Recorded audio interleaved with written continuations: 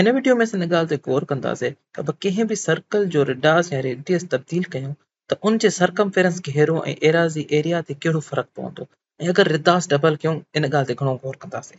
त असां मिसाल तौर हिकिड़ो सर्कल खणूं था, ठीकु आहे, दाइरो खणूं था, उनजो सेंटर मर्कज़ आहे ऐं असां उनजी रेडियस जो असांजो जेको कयूं था असां तसवुरु कयूं था इहो एक्स यूनिट आहे, ठीकु आहे, एक्स यूनिट जेको बि एक्स केतिरो बि थी सघे। ऐं असां ॿियो हिकिड़ो सर्कल तसवुरु कयूं था जंहिंजो रेडियस इन खां जे डबल आहे, ॿीणो आहे, ठीकु आहे। त रेडियस जो अगरि हिन जो एक्स आहे त हुनजो रेडियस थी वेंदो 2x।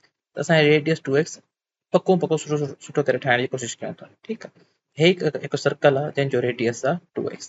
हाणे रेडियस असांखे ॿ सर्कल मिली आहे, ठीकु आहे, ॿिन्ही जा रेडियस मिलियल आहिनि। त असां ॾिसूं मालूम कयूं त इन ॿिन्ही जा सरकमफेरेंस छा थींदा ऐं ॿिन्ही जा एरिया छा थींदा। हाणे सरकमफेरेंस घेरो कंहिं बि सर्कल जो हूंदो आहे उहो हूंदो आहे 2 ज़रबिया पाए ज़रबिया आर जे, आर जो हूंदो आहे रेडियस। त असां सरकमफेरेंस खे सी सां लिखंदा।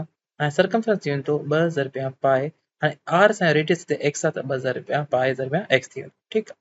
हाणे हिन सर्कल जो सरकमफेरेंस थी वेंदो, ठीकु आहे, 2 पाए ऐं आर छा आहे, रेडियस छा आहे असांजो 2x आहे, 2x सां असां हिनखे ज़र्ब कराए छॾींदासीं, ठीकु। हाणे इहो साॻियो ई बराबरि की 2 ज़रबिया पाए 2 ज़रबिया हिनखे ॿिनि खे पाण ज़र्ब करे असां पाए ऐं एक्स ॿार में ज़र्ब करे सघूं था। हे असांजो हिन तरीक़े सां लिखी सघूं था 4 पाए एक्स, 4 ज़रबिया पाए ज़रबिया एक्स। इहो वाज़ ज़ाहिर आहे की हे सरकमफेरेंस हिन सरकमफेरेंस जे ॿीणो आहे, ठीकु आहे, इन खां डबल थियल आहे। असां हिनखे चई सघूं था कि हिन सरकमफेरेंस खे असां ॿिनि सां ज़र्ब करायूं त असांखे वॾे जो सरकमफेरेंस मिली वेंदो।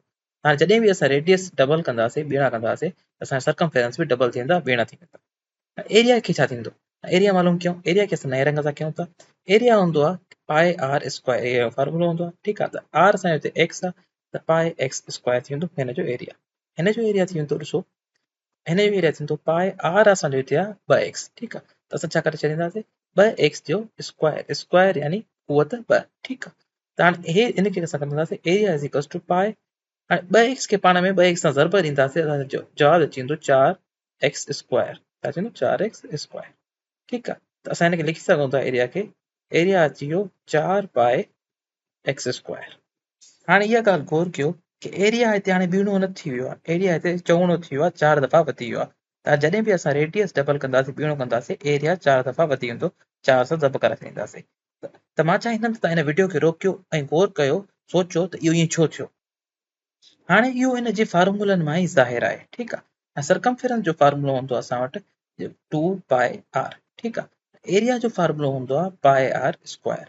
ऐं सरकमफेरेंस ॾिसो, रेडियस खे असां तक़रीबन डबल करण कयूं था, ठीकु आहे। त सरकमफेरेंस डबल थो थी वञे रेडियस डबल करण सां। हाणे एरिया में छा हूंदो आहे, एरिया जेको प्रोपोर्शनल हूंदो आहे उहो हूंदो आहे आर स्क्वायर जे, माना आर खे असां 2 दफ़ा लिखूं था, 2 दफ़ा ज़र्ब कयूं था। जॾहिं आर असां डबल कंदासीं त एरिया 4 दफ़ा वधी वेंदो। आर खे असां ट्रिपल कंदासीं, टीणो कंदासीं, त एरिया 9 दफ़ा वधी वेंदो, छो जो रेडियस जो असां स्क्वायर था कढूं। 3 जो स्क्वायर 9 थी वेंदो, ठीकु आहे। अगरि 4 गुना कंदासीं त 4 जो स्क्वायर थींदो, सरकमफेरेंस 2 चकर थी विया। हाणे इहा शइ असां हिते प्रूफ करे आया आहियूं मिसाल ॾेई करे। अगरि तव्हांखे कोई बि यकीनदानी करणी आहे हिन शइ जी, त केतिरा बि अंग खणी करे, केतिरा बि नंबर खणी करे, उनखे एग्ज़ाम्पल रखी करे तव्हां इहा पक करे सघो था सरकमफेरेंस ऐं एरिया जे बारे में।